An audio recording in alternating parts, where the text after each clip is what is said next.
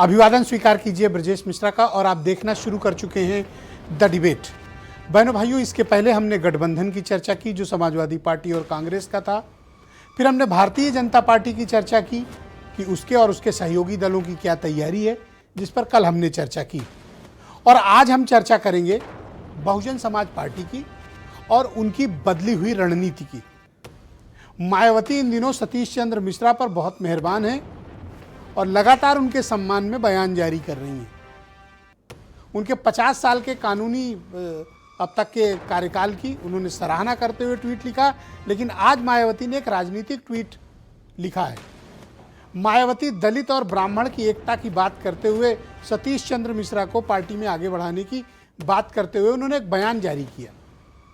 मायावती इस बात को लेकर दृढ़ हैं कि इस बार दलित और ब्राह्मण का गठजोड़ 2007 के उनके मिरेकल को वापस लाएगा। क्या ऐसा संभव है? क्या ऐसा होगा? क्या 2007 दोहरा पाने की स्थिति में मायावती हैं? आज इस विषय पर खुली और खास चर्चा। बहनों भाइयों, ब्राह्मण समाज को लेकर इन दिनों समाजवादी पार्टी और बीएसपी में जबरदस्त रस्साकसी चल रही है। भारतीय जनता पार्टी के इस परंपरागत वोटर जो 2 दशक से बीजेपी के साथ है, ये समाज, उसको लुभाने की किस्म किस्म की कोशिशें चल रही हैं। सामान्य जन अवधारणा यह है कि ब्राह्मण बीजेपी से नाराज है और इस नाराजगी का फायदा अपोजिशन की पार्टियां यानी समाजवादी पार्टी और बीएसपी उठाना चाहती है। तो क्या ब्राह्मण समाज को आकर्षित करने में मायावती, फिर उनको लगता है हम क्यों पीछे रहें? तो पिछले 2 बयान जो मायावती के आए, जो उन्होंने सोशल मीडिया पर जारी किए, उन दोनों बयानों में उन्होंने सतीश चंद्र मिश्रा की खूब तारीफ की।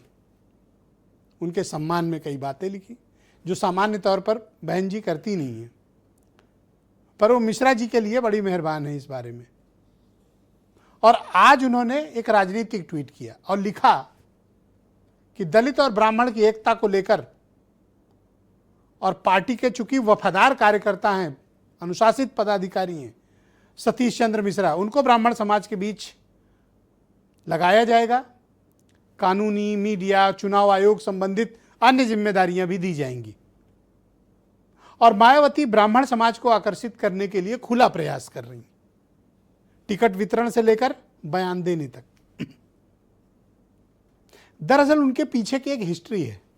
यह हिस्ट्री है 2007 की, जब दलित और ब्राह्मण गठजोड़ हुआ, पिछड़ों का कंसोलिडेशन हुआ और बहुजन समाज पार्टी 206 सीटों के साथ 30.6% वोट के साथ उत्तर प्रदेश की सत्ता में बहुमत की सरकार बनाई।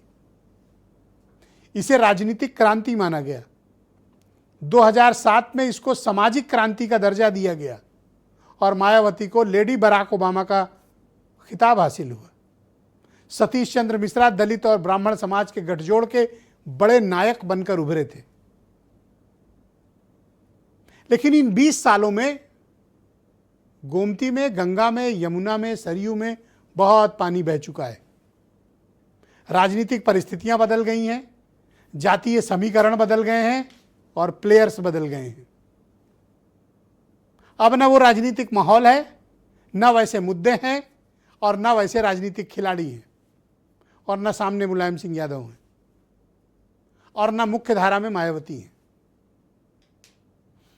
तो फिर किस बिना पर, किस आधार पर मायावती दलित ब्राह्मण गठजोड़ करके सत्ता हासिल करना चाहती हैं? उनके पास क्या है? बहनों भाइयों, अगर 2007 से लेकर 2024 तक के परिणामों पर नजर डालें, बहुजन समाज पार्टी का वर्टिकल फॉल हुआ है। 30.6% वाली पार्टी आज 9.5% पे खड़ी हुई है। 206 विधायक वाली पार्टी आज 1 विधायक पे थी, उनके भी दुखद निधन हो गया।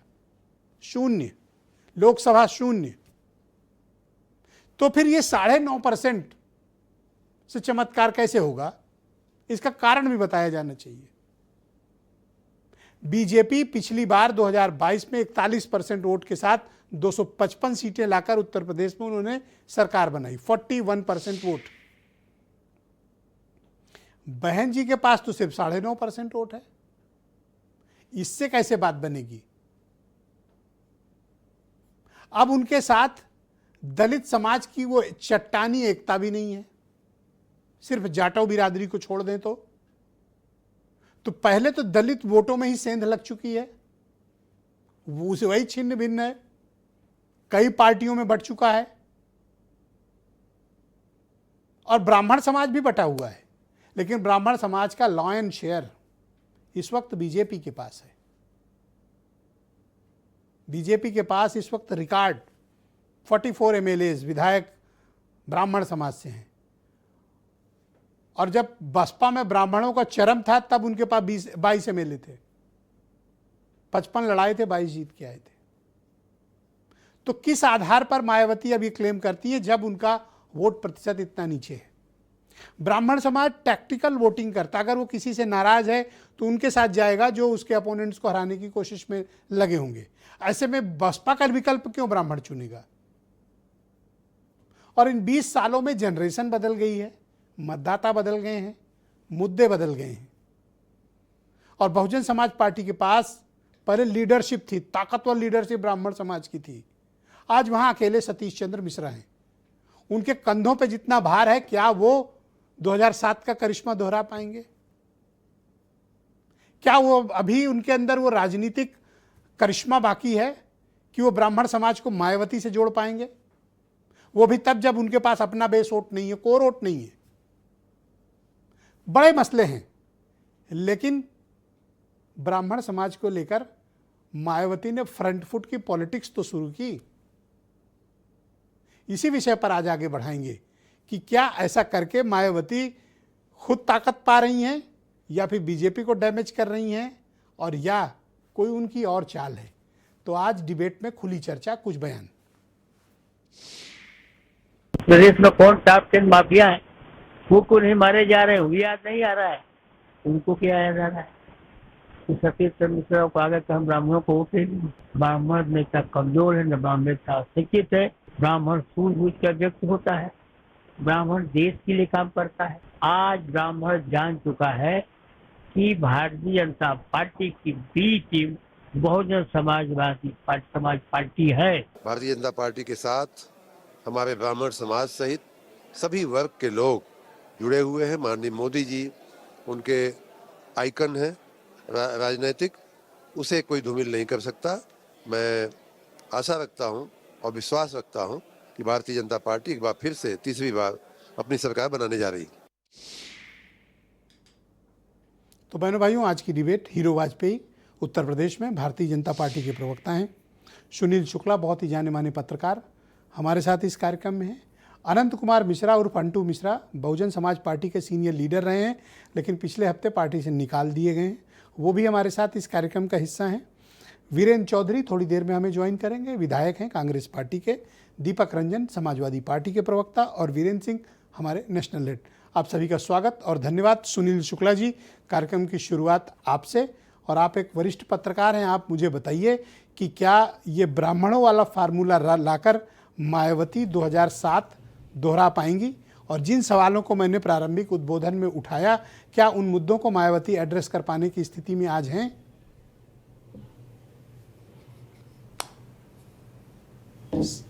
जी बोलें आप। आपकी आवाज म्यूट है, शायद आप अनम्यूट करें।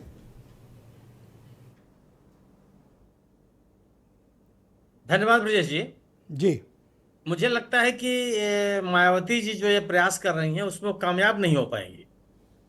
इसका कारण जो आपने अपने शुरुआती संबोधन में कहा कि वो 30% से घट करके 9% पे आ गई। क्यों आ गई?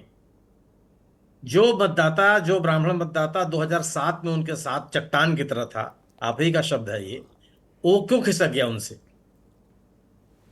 मायावती जी के बारे में एक परसेप्शन बन गया कि वह भारतीय जनता पार्टी के नजदीक है, उनकी राजनीति भारतीय जनता पार्टी को लाभ पहुंचाती है।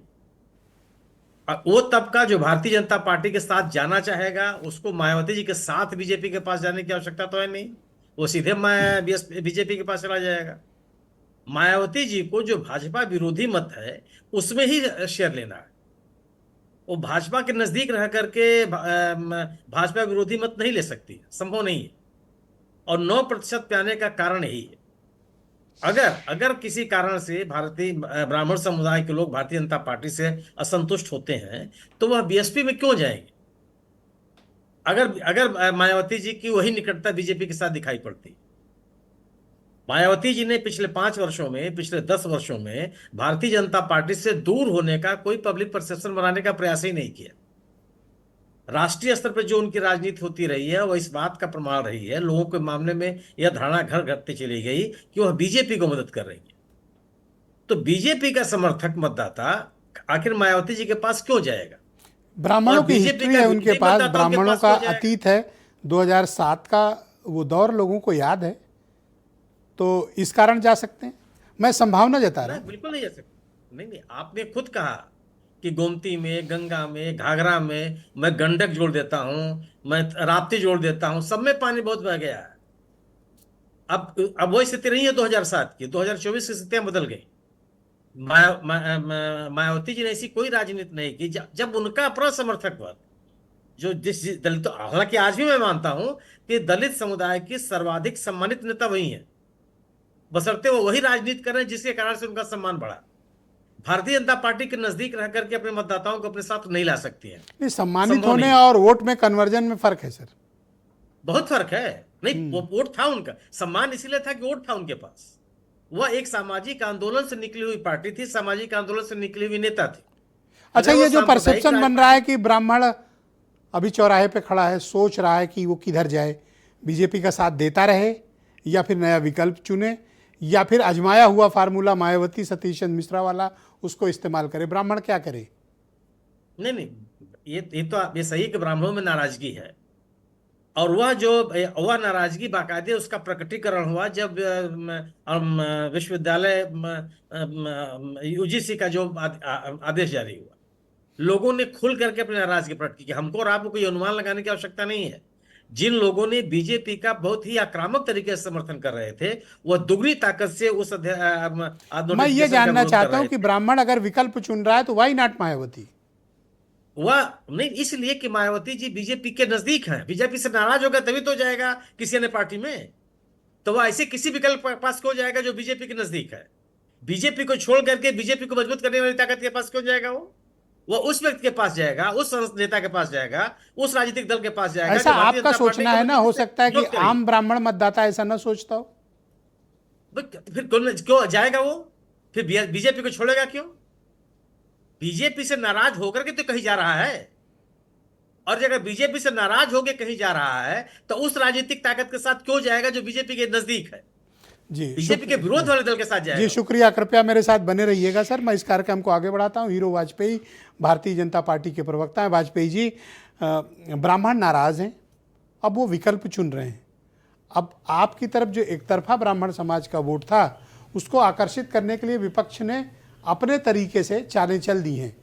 क्या आप इस समाज के वोटों को लेकर परेशानी में हैं? देखिए ब्रजेश जी, मुझे लगता है ब्राह्मण ना कभी वोट बैंक था और ना आज है। वो पूरी समझदारी से वोट करता है, और इसीलिए उस जो मतदाता है जिसको कोई भरमा नहीं सकता, इसीलिए सारे दल कोशिश कर रहे हैं कि ये हमारी तरफ आकर्षित हो। ये बात पक्की है, ब्राह्मण जिधर आकर्षित होता है बहुत सारे मतों का ध्रुवीकरण उधर करा देता है। ब्राह्मण वोटर समझदार है, राष्ट्र चिंतन करता है, राष्ट्र हित के आधार पर, लोक हित के आधार पर, परहित के आधार पर देश को विकास की तरफ ले जाने वाली पार्टी को वोट करता है। और मुझे लगता है इसीलिए सभी दलों की इस समय कोशिश ब्राह्मण पर जाकर केंद्रित हो गई है। और देखा जाए मुसलमानों के बाद तो सबसे बड़ा चंक ब्राह्मण है, लेकिन कभी ये वोट बैंक के हिसाब से वोट नहीं करता, ये देश काल परिस्थिति के हिसाब से वोट करता, और जो देश को, प्रदेश को विकास के रास्ते पे ले जाए उसको वोट करता है। और मुझे लगता है यही कोशिश जो है ब्राह्मण की, उसी में तमाम पार्टियां पढ़ने में फेल हैं, और इसीलिए उनको आकर्षित करने की एक नाकाम कोशिश होती चली आ रही है, और आगे भी इस कोशिश में ये दल नाकाम होंगे। आपकी जो पकड़ थी ब्राह्मण समाज पर, राजनीतिक और सामाजिक, वो भारतीय जनता पार्टी उस बढ़त को खो रही है, बल्कि मैं तो कहूँगा खो रहे हैं लगातार आप। देखिए ब्रजेश जी, लोगों को लगता है कि ब्राह्मण जो है वो नाराज है, ब्राह्मण भारतीय जनता पार्टी को वोट नहीं करेगा। मुझे लगता है ब्राह्मण किसी पार्टी का वोटर नहीं है। ब्राह्मण को जब लोग समग्र रूप में देखेंगे तो ये मानेंगे कि वो उसको वोट करता है जो उसे लगता है कि ये राष्ट्र के हित में रहेगा। इस पार्टी को वोट देने से देश और प्रदेश की तरक्की होगी। इस पार्टी के नेता को वो पसंद करता है, देन वो वोट करता है। तो ऐसे कोई में उसको बसपा के भरमा पास नहीं सकता, हिस्ट्री है ना? गुमराह नहीं कर सकता, हालात और परिस्थितियों का वास्ता देके इधर उधर नहीं कर सकता। और ये बात मुझे मानना है कि नेतृत्व के मामले में भारतीय जनता पार्टी मजबूत है, नीति के मामले में मजबूत है, नियत ओके। के मामले में मजबूत है, अपनी जगह अब मेरे स्थिर पास है। एक सवाल तो है आपके चंद लिए। लोगों से हो सकता है कुछ लोग नाराज हों, लेकिन पूरी पार्टी से लोग नाराज नहीं। 2007 में ब्राह्मण समाज गया बीएसपी के साथ, सरकार बनी। आपने भी देखा, हमने भी देखा, आप भी लखनऊ में थे, हमने भी लखनऊ में थे। तो बसपा की ब्राह्मणों के साथ एक पॉलिटिकल हिस्ट्री है, एक पॉलिटिकल मैरिज थी उनकी। तब आप 17% वोट शेयर पे थे सर, 40 सीटें भी मुहाल थी आपकी। आज आप ब्राह्मण समाज को इग्नोर मारते हो सर। देखिए ब्रजेश जी, देखिए मैं इग्नोर नहीं, मैं बता रहा हूं कि ब्राह्मण पहले इसको लोग मानते थे कांग्रेस का वोटर है, पर जैसे जैसे देश काल परिस्थिति बदली, लोग जाने कि हम किस गुलामी में जी रहे हैं, हमें क्या करना है और किस तरफ देश को चलना है, ब्राह्मण ने अपना रुख बदला। और उस रुख बदलने के साथ उन्होंने भी कई प्रयोग किए। मैंने कहा ना, मतदाता समझदार है, कोई भरमा नहीं सकता।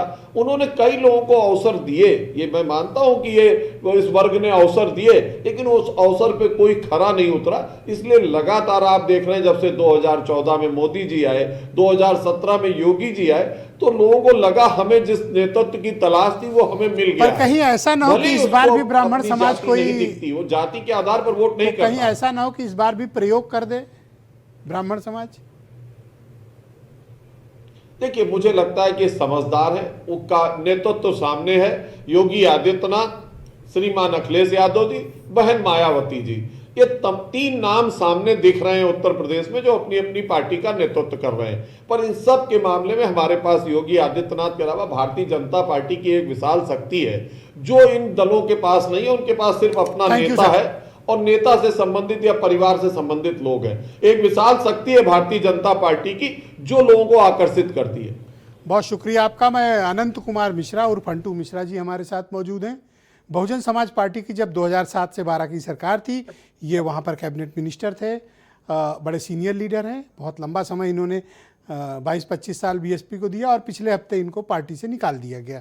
हमारे साथ मौजूद हैं अनंत जी, आपका बहुत स्वागत और धन्यवाद हमें समय देने के लिए। विजय जी नमस्कार। तो मैं आपसे ये जानना चाहता हूँ कि मायावती ये जो प्रयोग कर रही हैं दलित और ब्राह्मण को साथ लाकर वापस सत्ता हासिल करने के लिए, अब ब्राह्मण समाज मायावती का साथ क्यों देगा?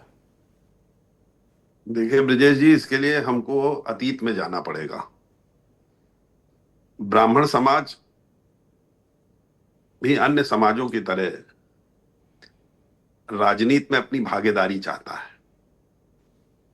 2007 का जब चुनाव था तो इसकी तैयारी बहन जी ने 2003 में शुरू की थी। उन्होंने प्रेस कॉन्फ्रेंस करके सतीश चंद्र मिश्रा जी को ब्राह्मण जोड़ने के लिए अगुवाकार बनाया था। और सतीश चंद्र मिश्रा चूंकि पेशे से वकील थे और उनके परिवार में न्यायमूर्ति बहुत थे, तो राजनीति के अलावा भी उनका एक समाज में बहुत बड़ा स्थान था। ब्राह्मण समाज ने ये जब देखा कि एक ऐसा व्यक्ति जिसका राजनीति से कोई स्थान था मतलब शब्द नहीं आपने और क्यों इस्तेमाल लगातार किया? सतीश मिश्रा मैं कहते तो रहे। कहता हूं आज भी उनका स्थान है। हाँ, आज भी उनका स्थान है। तो सतीश चंद्र मिश्रा जी ने जब लोगों को मोटिवेट करने के लिए ये कहा कि हमने तो बहन जी के साथ कुछ भी नहीं किया, फिर भी वो मुझको इतना सम्मान दे रही हैं, तो एक आशा की किरण जगी ब्राह्मण समाज में। क्योंकि ब्राह्मण समाज उस समय भारतीय जनता पार्टी की सरकार थी और भारतीय जनता पार्टी से बहुत ज्यादा खुश नहीं था, तो विकल्प वो तलाश रहा था। सतीश चंद्र मिश्रा का चेहरा था, बहन जी का उन पर भरोसा था, और उसके बाद बहन जी ने माननीय सतीश चंद्र मिश्रा जी के माध्यम से करीब करीब 80 टिकट ब्राह्मण समाज को दिए थे। विशेष बात यह थी कि उसमें 80 में से 60 ऐसे लोग थे जो कभी चुनाव नहीं लड़े थे और नए नौजवान थे। जी। उन लोगों को टिकट 2 साल पहले दे दिया गया था, उसमें एक मैं भी था। और साथ ही साथ एक नया सोशल इंजीनियरिंग का कॉन्सेप्ट बनाया गया था, ब्राह्मण भाईचारा समितियां बनाई गई थी, उस पर बहुत प्रयोग किया गया था और बहुत मेहनत की गई थी। अब जब अतीत की बात तो आपने बता दी, वर्तमान परिप्रेक्ष्य में ब्राह्मण समाज मायावती को अपने विकल्प के रूप में क्यों चुनेगा, जब उनके पास अपना जनाधार बटा हुआ है, अपने कोर वोट वो खो चुकी है? नहीं, बिल्कुल मैं धीरे से वहीं पहुंचने वाला था, आप ने बीच में। अरे आप धीरे से बहुत जगह पहुंचते हैं, मैं आपको सही जगह पहुंचा दे रहा हूं, अब आप बोलें। जी जी जी जी जी जी बिल्कुल, आपका तो सहयोग हमको चाहिए ही, अब और बोले, हमेशा चाहिए रहेगा, और आपने हमेशा हमारा सहयोग किया है। जी बोलें। आज की तारीख में ब्राह्मण समाज कई जगह बटा है, और इस समय ब्राह्मण समाज निश्चित रूप से सोच रहा है कि उसको किधर जाना है। लेकिन अभी it is too early to say कि ब्राह्मण समाज किस तरफ बहुतायत संख्या में जाएगा, क्योंकि ब्राह्मण समाज बहुत सोच समझ कर निर्णय लेता है और यह बहुत महत्वपूर्ण चुनाव है। ब्राह्मण समाज तो बीजेपी का सनातनी वोट है ना। आप 14 देख लीजिए, 17 देख लीजिए, 19 देख लीजिए, 22 देख लीजिए, 24 देख लीजिए। मुझे आप एक एविडेंस दीजिए कि इन 5 चुनावों में ब्राह्मण समाज कहीं भी डेविएट हुआ हो, या बीजेपी के अलावा उसने कहीं बल्क में वोटिंग की हो। नहीं ब्रिजेश जी, देखिए, बल्क में वोटिंग की बात है, बीजेपी के साथ आरएसएस है, आरएसएस में बहुत ब्राह्मण समाज के लोग हैं, उनके तमाम अनुसांगिक संगठन हैं जिसमें ब्राह्मण समाज के लोग बहुत प्राथमिकता से हैं, तो वो लोग तो मोटिवेटर समाज में हैं ही हैं। वो तो 2007 में भी थे, आरएसएस तो तब भी था। इतने ज्यादा संख्या में मोटिवेटर्स किसी भी दल के पास नहीं है। बाकी जो दल हैं, जैसे समाजवादी पार्टी है, बहुजन समाज पार्टी है, वहां पर जो नेता हैं उनकी कॉल है, उनकी रिक्वेस्ट है।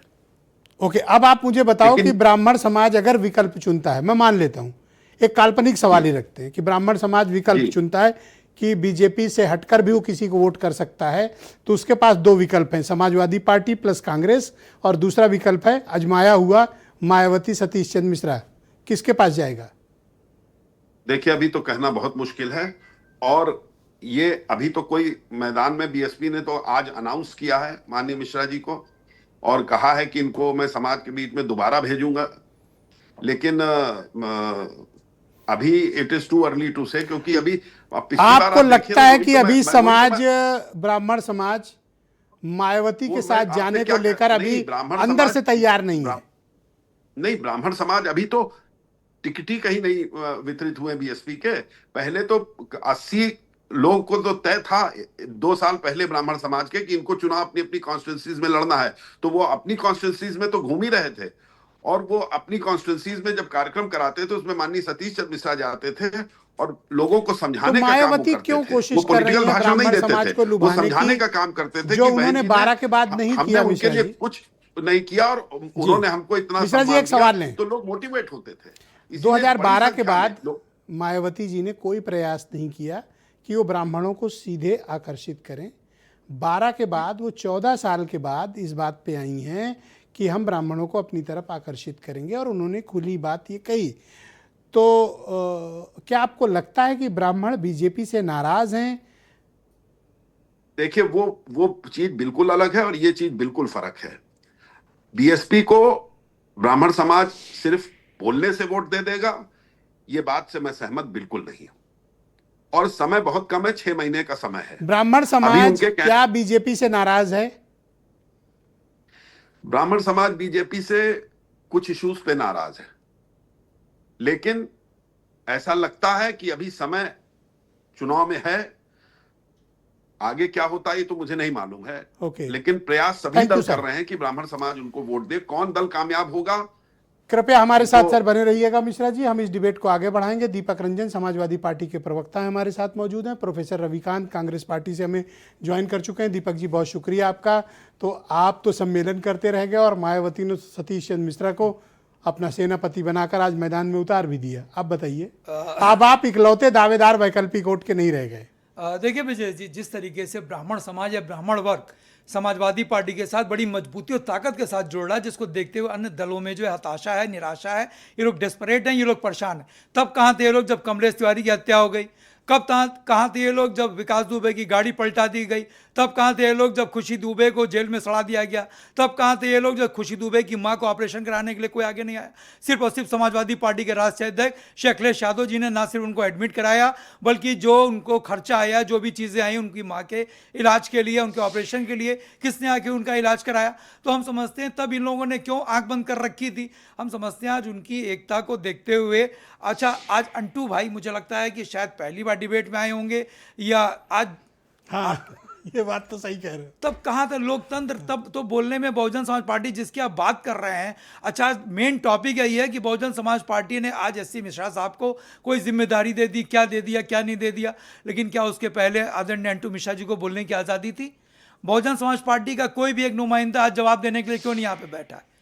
क्यों नहीं कोई आया? ऐसा तो नहीं है कि भारतीय जनता, ये भारत समाचार की टीम ने उनको अप्रोच नहीं किया होगा, लेकिन क्या कोई आया? मैं समझता हूं कि ना उसमें आप कह रहे हैं ना, अरे 16 साल के बाद तो अंटू मिश्रा का मुंह खुला है आज, और फिर इत्तेफाक से इसी डिबेट और में फिर खुला। देखिए अंटू भाई हम लोग के पुराने बड़े भाई हैं, मैं इनको जो है पुराने मंत्री भी रहे हैं, लेकिन आज तक 16 साल आप बताए ना, 16 साल में इनको बोलने की आज़ादी नहीं थी। आज अपने आप को कितना अब तो आजाद खुला परिंदा है। फ्री तो तभी तो बेबाकी के साथ बोल रहे हैं, तभी तो नहीं, बेबाकी अभी के पूरा साथ। सच नहीं बोल और रहे। देखिए रहा सवाल, देखिए भारतीय जनता पार्टी का, आपने कहा ना 44 एमएलए, 44 एमएलए अलग से मीटिंग करते हैं, बाटी चोखा खाते हैं तो उनको नोटिस सर्व हो जाती है। पंकज चौधरी जी प्रदेश अध्यक्ष जी उनको नोटिस सर्व करते हैं, तो कहाँ भारतीय जनता पार्टी के। और देखिए हमारे राष्ट्रीय अध्यक्ष अखिलेश यादव जी ने कहा पीडीए में पी पंडित, जो पंडित पीड़ित हैं, दुखित हैं, अपमानित हैं, वो हमारे लिए पंडित। सर आपके पीडीए में बड़े धोखे हैं सर, आप कब किसका फार्मूला बदल देते हो? कोई धोखा नहीं है। सुनील शुक्ला जी तो कई बार सर पकड़ के बैठ जाते हैं। कोई धोखा ही नहीं। आप कभी पीड़ित कह देते हो, कभी पंडित कह देते हो, कभी पाल कह देते हो, अरे तो आप कुछ भी कह देते हो सर। पत्रकार क्यों छोड़ रहे हैं आप कुछ भी कर देते हो, मैं तो कह रहा हूँ स्ट्रेटजी हमारी है। आपने इतना कंफ्यूज कर दिया कि वास्तविक पीडीएफ परेशान है कि आप उन्हीं के हो कि किसी और के हो। जो भी पीड़ित आज की तारीख में भारतीय जनता पार्टी की जालिम हुकूमत में पंडित पीड़ित है या नहीं है, दुखित हैं कि नहीं है, अपमानित हो रहे नहीं हो रहे, वो अगर कहीं बाटी चोखा खा ले रहे हैं आदरणीय विजय जी, तो उनको नोटिस सर्व हो जा रही है। मायावती को ब्राह्मण समाज को आकर्षित भी करना है और अंटू मिश्रा को निकाल भी दिए, समझ से परे है। और आज आने के लिए जवाब देने के लिए कोई तैयार भी नहीं है। क्यों निकाल दिया ये पूछ। अच्छा ये कहीं गए भी नहीं? ऐसा भी नहीं कि कोई हीरो वाजपेयी को ज्वाइन कर लिया हो, या आपके यहाँ गए हो, या प्रोफेसर साहब के यहाँ गए हो। देखिए ये कहीं गए भी नहीं, उनको निकाल भी दिया, ये समझ में नहीं आई बात। देखिए आदरणीय बहन जी का मूड जो है स्विंग होता रहता है, और एक या तो कोई कारण है जो अंटू मिश्रा छिपाए हुए हैं, बता नहीं रहे। अब ये तो वही बता सकते हैं, आए भी हमें लगता है कि आज बता करके जाए, खुलासा करके जाए, इनको खुलासा करके जाना हीरो चाहिए। वाजपेयी को अकेले में बताते हैं, हमें आपको क्यों बताएंगे? क्यों नहीं बताएंगे? अच्छा ठीक बताना चाहिए। जब आप डिबेट में आए तो आज तो आप फ्री हैं, आज तो आप फ्री हैं, फ्री हैंड है एकदम, बोलिए। ठीक है, दूसरे चरण में इनका नार्को किया जाएगा, भारत समाचार दोबारा पूछताछ की जाएगी। भारत समाचार एक ऐसा चैनल है जहाँ पे बोलने की आजादी है। Thank you sir, without interruption. मैं चाहता हूं भाई आज बता के जाइए। प्रोफेसर रविकांत जी मेरे साथ मौजूद हैं, कांग्रेस पार्टी के प्रवक्ता हैं। प्रोफेसर साहब बहुत शुक्रिया आपका। अब मायावती एक ऐसा गठजोड़ बनाना चाहती हैं जो अकाट्य था, आजमाया हुआ है, और जो सत्ता देकर गया था, जिसे सामाजिक क्रांति कहा गया था।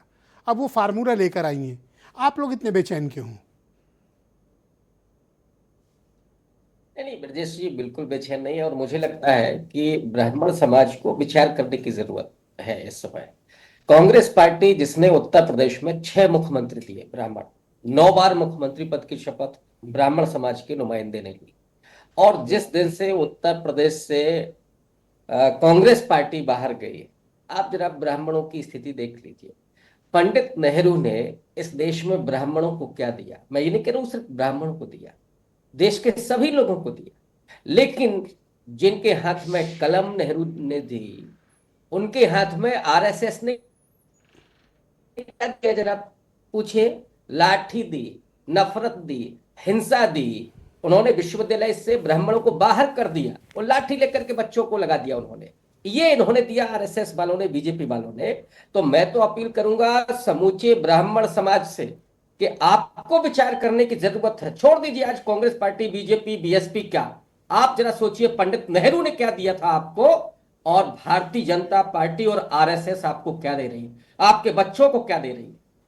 हालात देखिए, अभी बच्चे जो बैठे थे जंतर मंतर पर, वहां ये लाठियां चला रहे थे, वहां ये पैलेट गन चला रहे थे, वहां जिस तरह से अपमानित कर रहे थे, गटर जनरेशन कह रहे थे। कौन बच्चे थे उसमें? उसमें हर समाज के थे, ब्राह्मण समाज के भी थे। इनको कोई मतलब नहीं है। ये इस देश के ब्राह्मणों को, इस देश के सारे लोगों को कभी हिंदू के नाम पर उन्हें हिंसक बनाएंगे, कभी ब्राह्मण के नाम पर ठेकेदारी दे देंगे कि नहीं साहब तुम्हारा हिंदू तो तुम्हारा है, जाके मारो, जाकर के हिंसा करो। ये इन्होंने दिया है। जो समाज इस देश का नेतृत्व कर रहा था, जो समाज प्रबुद्ध माना जाता था, जो प्रोफेसर बनता था, इंजीनियर बनता था, डॉक्टर बनता था, जो विधायक होता था, मुख्यमंत्री होता था, उसे इन्होंने लाठी पकड़ा दी है। ब्रजेश जी, मैं सिर्फ अपील करूंगा ब्राह्मण समाज से कि आप सोचिए कि आपको किधर जाना है। प्रोफेसर साहब, मैं आपके भीतर आए राजनीतिक और सामाजिक बदलाव को देखकर, प्रोफेसर साहब आपके भीतर आए इस राजनीतिक सामाजिक बदलाव को देखकर मैं बेहद आश्चर्यचकित हूँ। आप तो वो हैं जिन्होंने दलित समाज की क्रांति और चेतना का विषय और झंडा लेकर चलते थे। आज आप ब्राह्मणवाद पर कितना बड़ा लेक्चर दे रहे हैं। ये आपको अंदर से मतलब स्वीकार कचोटती नहीं है बात? बिल्कुल नहीं, नहीं। आज आप मुझे बता रहे हैं कि कांग्रेस ने ब्राह्मणों के लिए क्या किया, और आप वही थे जिन्होंने जो हमेशा इस बात का विरोध करते थे। आपके अंदर आए इस बदलाव पर मैं तो आपका माल्यार्पण करने को तैयार। ब्रजेश जी, हमारा जो अपना कंसर्न था वो क्या था? ये भारतीय जनता पार्टी और आरएसएस के ये जो मनुवाद है उसके खिलाफ था। हम संविधान को मानने वाले लोग, मैं बाबा साहब का तो मायावती में क्या कमी है? अगर ये समाज उनकी तरफ मूव करता है, दलित उनके साथ हैं, वो भी मनुवाद के खिलाफ हैं। जो आपका सब्जेक्ट है मायावती का भी है, तो आपको क्यों तकलीफ हो रही है? नहीं तो मैंने कब कहा? मैं तो बहन जी पर कोई टिप्पणी नहीं करूंगा। हम तो सिर्फ ब्राह्मण समाज, आज ब्राह्मण समाज की बात हो रही है। मैं बहन जी का बहुत सम्मान करता हूं।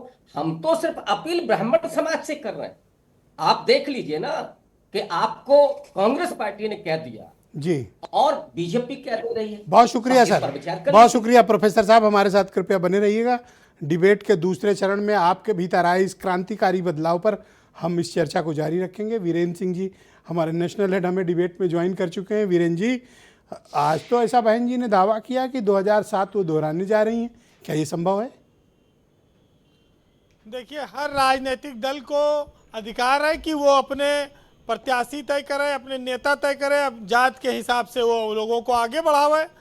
मायावती ने भी अपना आज फिर ब्राह्मण कार्ड चला है कि हम सतीश मिश्रा को नई जिम्मेदारी देंगे और जो पुरानी सोशल इंजीनियरिंग थी उसको हम आगे बढ़ाएंगे।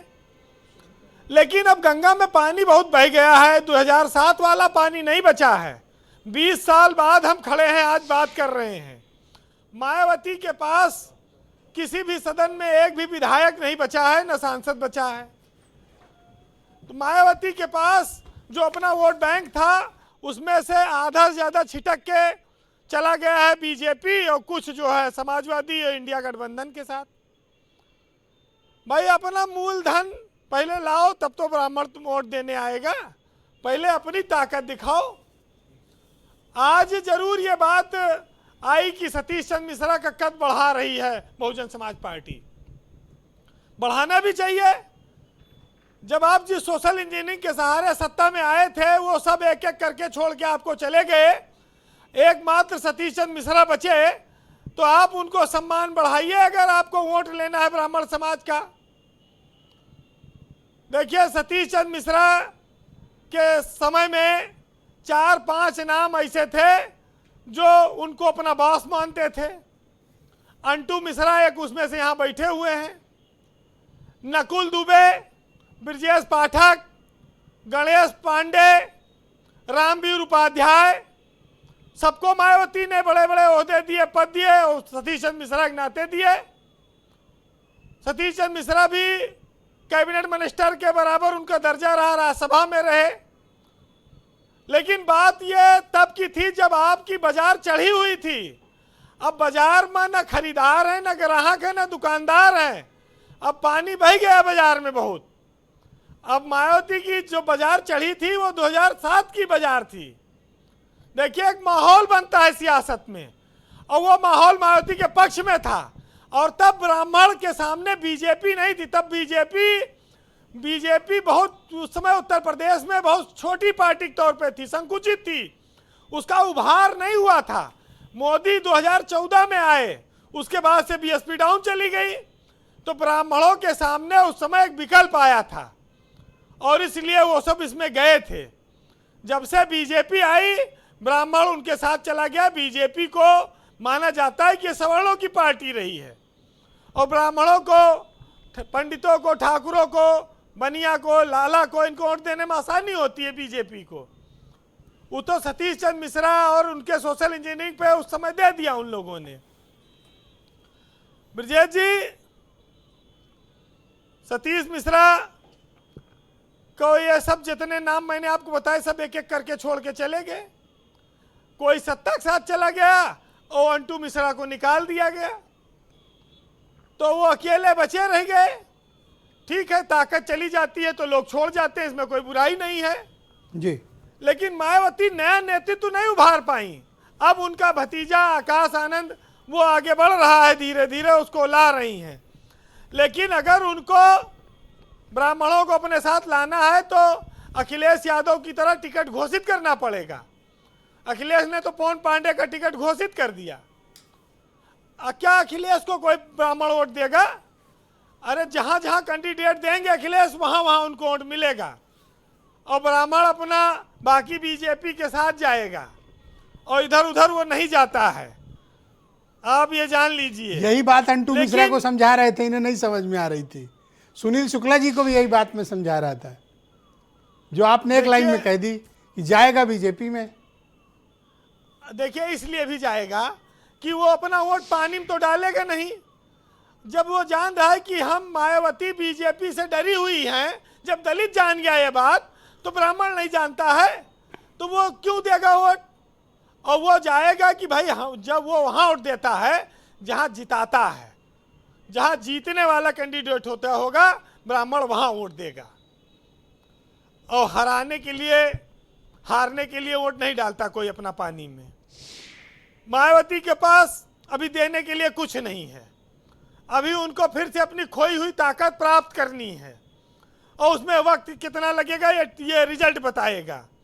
लेकिन बीजेपी में देखिए, पाठक जी इस समय, ब्रजेश पाठक उप मुख्यमंत्री हैं और एक बड़ा चेहरा है ब्राह्मणों के बीच में, उनको प्रोजेक्ट भी कर रहे हैं लोग, तो उनको छोड़ के वो क्यों जाएंगी बीएसपी की तरफ ब्राह्मण समाज? और दूसरा, अभी हरीश द्विवेदी को महामंत्री बना दिया बीजेपी ने, तो बीजेपी तो इन सबसे आगे ही है। और बहुत सारे ब्राह्मण पंडित मीट मुर्गा खा रहे हैं, और ये सब जो अवसर के हिसाब से भी निर्णय कर लेते हैं। और ये कोई सब हर आदमी कोई थोड़ी सात्विक है। पूर्वांचल में कितना मीट पार्टी ये सब करते खाते हैं जी। धर्म अधर्म का भेद भी अब बहुत ब्राह्मणों में बचा नहीं है। अब वो अवसर के हिसाब से काम करते हैं। जी वीरेंद्र जी, कंक्लूड करें जी।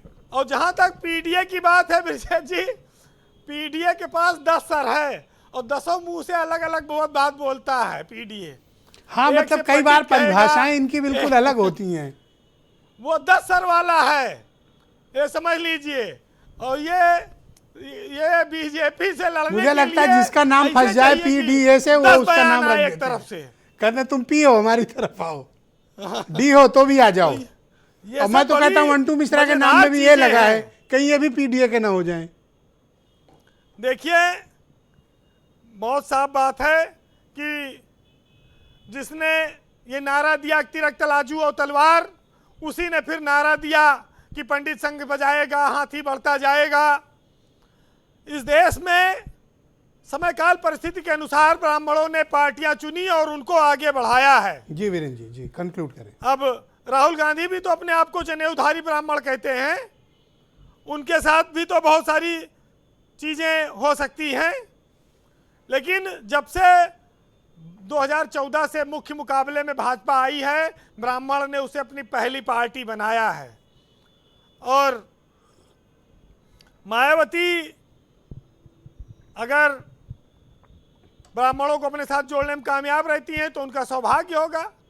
और वो सतीश मिश्रा को कितनी ताकत देंगी। सतीश मिश्रा 50 साल अभी उन्होंने अपनी पूरे किए हैं वकालत के, तो वो जिम्मेदारी भाई भार दो, जिम्मेदारी जिसको दो, जिम्मेदारी ढो पाओ वो भी तो देखना पड़ेगा जी। वैसे सुनने में एक बात ये भी आ रही है कि बीजेपी नरोत्तम मिश्रा को हो सकता है उत्तर प्रदेश का राज्यपाल बना के भेज दे। क्या कह रहे हो? नरोत्तम मिश्रा को क्या बात कर रहे हो, सच में? उत्तर प्रदेश का राज्यपाल बना सकती है ब्राह्मणों को सम्मान देने के लिए। कोई बड़ी चीज नहीं है। अरे अभी तभी चुनाव बड़े तक कांड बहुत होंगे, कुछ ये हो भी जान लो। वैसे ब्राह्मणों को विप्र कहते हैं, लोग सम्मान देते हैं जो अच्छे हैं जी, जो मृदुभाषी हैं, जो धर्म के जानकार हैं, जो समाज की भलाई के लिए काम करते हैं। जी वीरेन जी, कंक्लूड आप कर। 4 लाइन सुनिएगा, वो कौन किसके साथ जाएगा ये अलग बात है। जी। कि अगुआ बनकर रहता हूँ, ब्राह्मण हूँ, गर्व से कहता हूँ, ब्रह्मा जी के हम जाए हैं, बुद्धि कौशल बल पाए हैं, हम नीति न्याय संचालन में, सद धर्म के पालन में, यूं तो कोमल है स्वभाव मेरा, हर विद्या पर है प्रभाव मेरा, भले संसाधन से रहूं रीता, तब में जीवन बीता, और नित्य हर पूजा रत रहता हूँ, ब्राह्मण हूँ, गर्व से कहता हूँ। वाह, वीरेन जी ब्राह्मण समाज के सबसे फेवरेट पत्रकारों में से एक हैं। बहुत शुक्रिया वीरेन जी हमारे साथ जुड़ने के लिए, अपना फीडबैक, ओपिनियन और पॉलिटिकल ऑब्जर्वेशन हम तक पहुंचाने के लिए। बहनों भाइयों, इस परिचर्चा का दूसरा चरण शुरू करते हैं। सुनील शुक्ला जी मेरे साथ मौजूद हैं, उत्तर प्रदेश के बहुत ही प्रतिष्ठित राजनीतिक मामलों के एक्सपर्ट जर्नलिस्ट हैं। तो सुनील जी, मैंने प्रथम चरण में ये सबसे समझने की कोशिश की कि अगर ब्राह्मण समाज वैकल्पिक वोटिंग करता है, बीजेपी के अलावा किसी को वोटिंग करता है, तो उसके पास पसंद के तौर पर इंडिया अलायंस में सपा और कांग्रेस हैं या फिर बसपा। आप क्या मानते हैं कि ब्राह्मण अगर बीजेपी के साथ नहीं जा रहा तो उसकी नेचुरल चॉइस सेकंड क्या हो सकती है? ब्रजेश जी, बीजेपी से नाराज होकर ब्राह्मण उस ताकत के पास जाएगा जो बीजेपी को हराएगा या बीजेपी से लड़ता हुआ दिखाई पड़ेगा। अगर उसको बीजेपी से नाराजगी नहीं होगी तो बीजेपी को क्यों छोड़ेगा? अगर वो बीजेपी को कमजोर नहीं करना चाहता तो फिर बीजेपी से अलग क्यों होगा? अगर बीजेपी से असंतुष्ट है, जो असंतुष्टि दिख रही है वो बाकायदा लगातार दिख रहा है इस समय, ब्राह्मण उस तरीके से बीजेपी की बात नहीं कर रहा है जिससे वो बात करता रहा।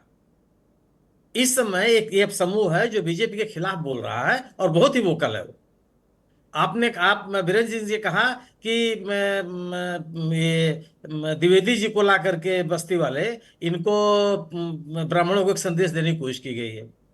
लक्ष्मीकांत वाजपेयी को तो हटा दिया आपने ना, क्या लक्ष्मीकांत वाजपेयी के विकल्प हो जाएंगे द्विवेदी जी? पूरे इस 2 टर्म में आप ब्रजेश पाठक का नाम हम सभी लोग लेते हैं। क्या ब्रजेश पाठक संघ से निकले हुए व्यक्ति हैं? बीजेपी के खाटी में नेता है वो? कौन, कहां पे है?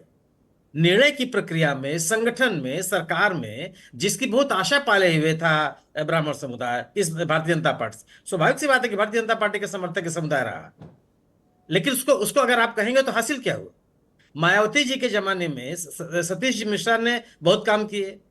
2007 में चुनाव जीत करके आया, 2012 में आते आते क्या हो गया? सतीश मिश्रा जी ने ब्राह्मणों को बांधे रखने में कितने कामयाब थे? आप ही कह रहे हैं कि 2007 में मायावती ने ब्राह्मणों को बहुत दिया, तो ये बताइए कि 12 में ब्राह्मणों ने मायावती को धोखा क्यों दिया? इसीलिए ना कि कुछ नहीं हुआ।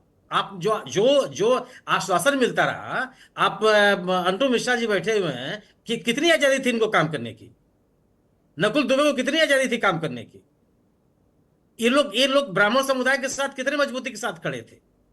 सतीश मिश्रा से मिलना मुश्किल था ब्राह्मण। मैं सैकड़ों लोगों को जानता हूं जो कहते थे हम इसे मिल ही नहीं सकते। कितने लोग जो कहते थे कि मैं नाम लिखवा के आया हूं, उनके यहां से रिंग बैक नहीं आया। 2012 से चुनाव हारने के बाद हम 2026 में आपसे बात कर रहे हैं। अंटू मिश्रा सतीश मिश्रा जी ने इस समुदाय को साथ बांधे रखने के लिए कौन से प्रयास किए? ऐसा नहीं है ना कि समाज देखता नहीं। बीजेपी के साथ भारतीय जनता पार्टी के साथ ब्राह्मण समुदाय मजबूती के साथ गया, लेकिन लगातार 2 टर्म में पर अगर वो समाजवादी एनालिसिस पार्टी करें के साथ ब्राह्मणों के जाने की राजनीतिक तौर पर कोई हिस्ट्री नहीं है, खुली हिस्ट्री नहीं नहीं, है। उसका कैंडिडेट उसमें बेस्ड जैसे- वोटिंग की गई हो ये मैं मानता हूं, पर खुला इतिहास आपका नहीं है। कहना बिल्कुल, आपका कहना सही नहीं। आप याद कीजिए मुलायम सिंह के जमाने में कितने बड़े बड़े नेता ब्राह्मण समुदाय के थे उनके साथ। जनेश्वर नेता मिश्रा, थे ब्रजभूषण शुक्ला जी, तिवारी। लेकिन ब्राह्मण समाज का नहीं, वोट उतना नहीं था। मैं ना नहीं कह रहा, कैंडिडेट मैं नहीं बेस्ड कह रहा वोटिंग हूं, की बात अलग है, पार्टीगत वोट की बात अलग है। नहीं, बिल्कुल आपका कहना सही है, लेकिन चूंकि जो आज अलायंस है कांग्रेस के साथ, कांग्रेस एक ब्राह्मणों की एक स्वाभाविक पसंद बनती हुई दिख रही है। कांग्रेस गैर भाजपा मतदाताओं की पसंद बढ़ती हुई दिख रही है। अगर समाजवादी पार्टी ने कांग्रेस से अलायंस खत्म कर कांग्रेस दिया, के पास न कार्यकर्ता है यूपी में, न कैडर है, न स्ट्रेंथ है, कैसे? पॉलिटिकल नैरेटिव है ब्रजेश जी, पॉलिटिकल नैरेटिव है। आज के अगर दौर में समाजवादी political पार्टी narrative- इनको कंधे पे न बिठाए तो इनको तो नहीं, दोनों के सड़क पीछे पार करने की करना जरूरत है। मुश्किल हो। ब्रजेश जी, भारतीय जनता पार्टी को भी ओम प्रकाश राजभर और डॉक्टर संजय निषाद की आवश्यकता है। ये एक बदला हुआ राजनीतिक माहौल thank you sir, thank you sir, बहुत शुक्रिया आपका। मैं हीरो वाजपेयी जी को आमंत्रित करता हूं। वाजपेयी जी, खतरे की घंटी है इस बार। शुक्ला जी ने बड़ी डीप बातें कही हैं, आप उन्हें इग्नोर नहीं कर सकते, उन बातों का जवाब देना पड़ेगा। देखिए मैं तो वैसे भी ब्राह्मण को इग्नोर नहीं करना चाहता। ये डिबेट ही ब्राह्मणों पे उस पर हो रही है, तो जो भी कह रहा है अपने बुद्धि विवेक से सच कह रहा है। लेकिन एक बात माननी है कि हर वक्ता ये मानता है कि अंतोगत्ता जब वोट का टाइम आएगा तो ब्राह्मण की नेचुरल पसंद भारतीय जनता पार्टी है। उसके कारण मैंने आपको पहले बताया, फिर बताता हूं कि भारतीय जनता पार्टी के पास एक सक्षम नेतृत्व है देश प्रदेश चलाने के लिए।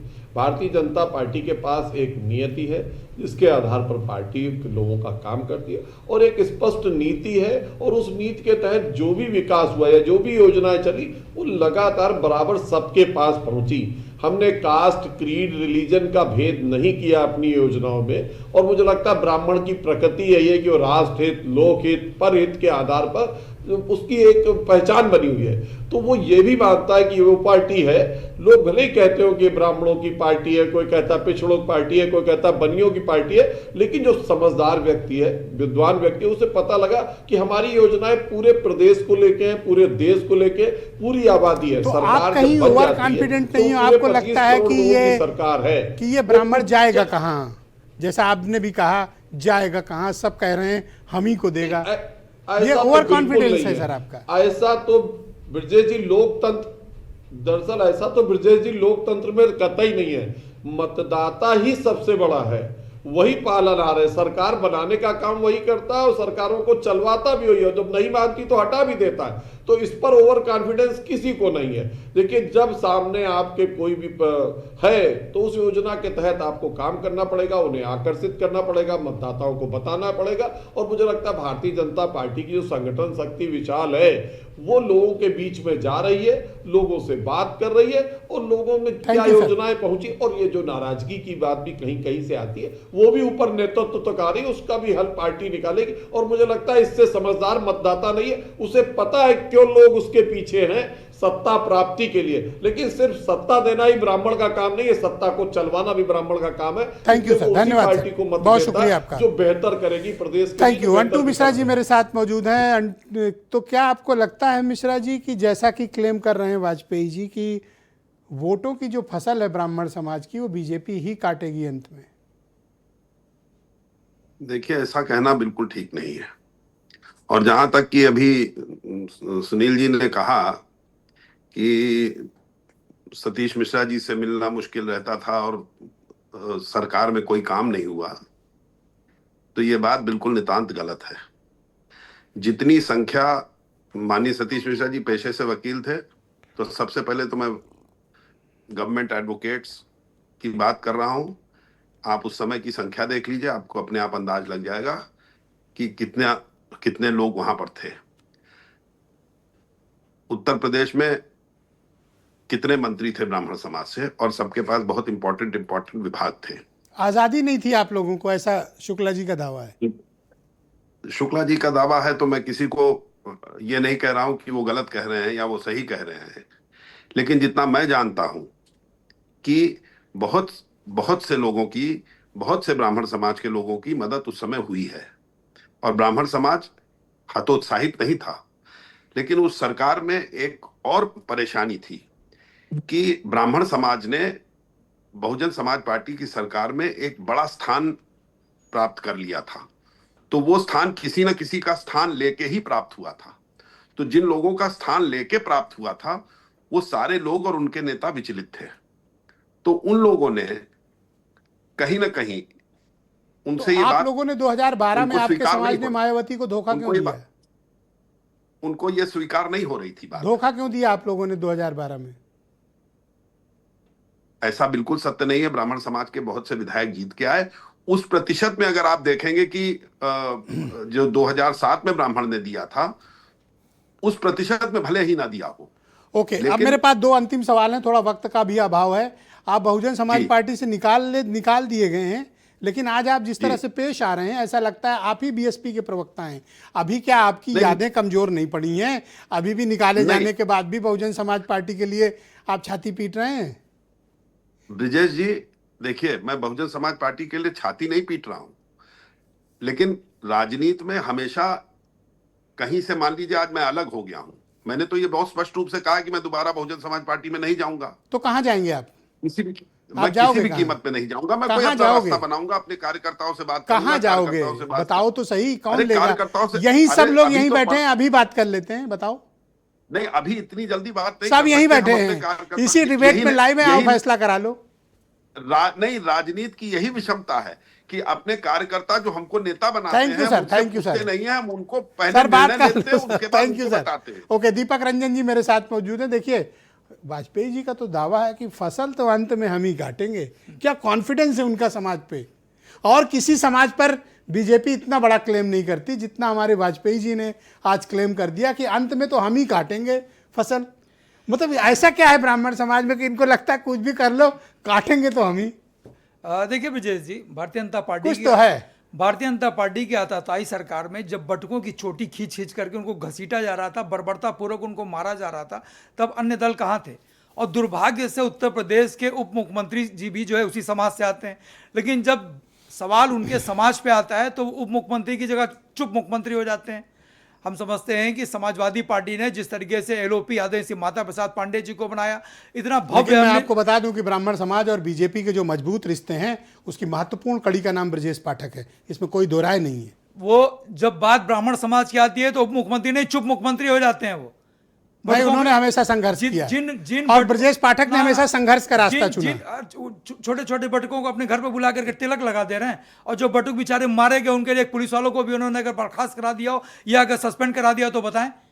जिस भाई, पर तो या ये एक किस जाट हक पे वाजपेयी जी या- कह रहे या हैं कि जिस- सब वोट तो हम, फसल तो हम काटेंगे। अब वो देखिए, अब तो बेचारे फंसे हुए हैं, करे तो क्या करें? जिस दल में है, जिस समाज से आते हैं, तो जाहिर सी बातें कर। अच्छा आप बताइए कि समाजवादी पार्टी की सरकार में इतना भव्य जनेश्वर मिश्र पार्क बना जो जगमगा रहा है, और उन्होंने प्रेरणा स्थल बनाया, उसकी दुर्दशा देख लीजिए आप। लाइट तक का नहीं जल रही है तीनों महापुरुषों के ऊपर। थैंक यू दीपक ये जी, बदतर बहुत हालत है। शुक्रिया सर। थोड़ा वक्त का ब्रजेश अभाव, मैं पाठक जी प्रोफेसर चुप क्यों नहीं समझ में आ रहा? रविकांत जी को आमंत्रित करता हूं। प्रोफेसर साहब, ये बताइए कि बीजेपी में इतना आत्मविश्वास कैसे है कि ये कह रहे हैं कुछ भी हो वोट तो अंत में हम ही को मिलेगा, मतलब फसल हम ही काट ले जाएंगे। इतना आत्मविश्वास कैसे है इनके ऊपर? मैं तो वाजपेयी जी की बात सुनकर मतलब बड़ा हतप्रभ हूं। नहीं, वो आत्मविश्वास होता है, लोगों को होता है। और अब वो हीरो वाजपेयी जी कह रहे थे कि साहब, काटी तो भारतीय है। जनता पार्टी में तो संगठन, शक्ति और विचार, लेकिन असल में ये क्या है? वो संगठन नहीं है, वो गैंग है। शक्ति नहीं, वहां भक्ति काम करती है। और विचार नहीं है, व्यापार है, कि खून में व्यापार है। हर किसी चीज का व्यापार। भाई ब्राह्मण विकल्प के तौर पर इन्होंने- किसको चुनेगा भाई? अगर बीजेपी में नहीं गया तो उनका आत्मविश्वास इसी बात को कहता है कि ब्रजेश हमारे जी- अलावा कौन? ब्रजेश जी, मेरा कोई दावा नहीं है, ये पत्रकारों का काम है। आप लोग समाज का मिजाज भांपते हैं, हम वो बात ही नहीं करेंगे। हम तो सिर्फ अपील करेंगे कि वो ब्राह्मण समाज जिसे पंडित नेहरू ने कलम दी, किताब दी, विश्वविद्यालय दिए, इसरो दिया, आज बताइए, IIT ये दिया, हालात है कि IIM नेहरू दिया, के नाम पर ब्राह्मणों से वोट मांग रही है क्या दिया? कांग्रेस। क्या हाल इन्होंने हो क्या गया दिया? सर? इन्होंने नफरत दी, हिंसा दी, ठेंगा दिया जी। और लाठियां दी। ये भारतीय जनता पार्टी है। ब्राह्मण समाज को सर आप सबसे कैसी ज्यादा भी बात चिंता कर लो, पर करने की वाजपेयी जरूरत जी की इस बात में दम है, काटेंगे तो हम ही अंत में। है। अब अगर ब्राह्मण समाज फसल कटने के लिए तैयार है तो वो समझे, वो चिंतन करे ना भाई।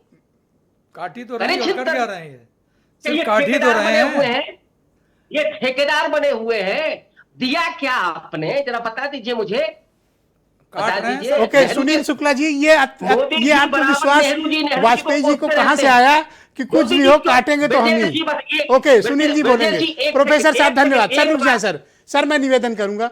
शुक्ला जी, ये आत्मविश्वास ब्रजेश कहां जी- से आया वाजपेयी जी को कि काटेंगे तो हम ही? ब्रजेश जी 2024 में क्यों नहीं काट पाए? काटा तो सर। अरे दूसरे नंबर की पार्टी बन गए आप। ओके, थैंक यू सर, बहुत क्यों शुक्रिया नहीं? सर, क्यों बहुत नहीं धन्यवाद। मैं आप सबको बहुत शुक्रिया अदा करता हूं कि एक महत्वपूर्ण सामाजिक राजनीतिक परिचर्चा में आप सब सम्मिलित हुए। बहुत शुक्रिया।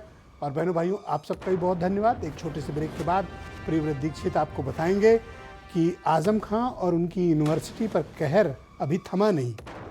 बुलडोज़र भले ही थम गया हो, लेकिन आज सुबह 8 बजे ईडी ने आजम खां के घर और यूनिवर्सिटी पर दस्तक दे दिए, छापे चल रहे हैं।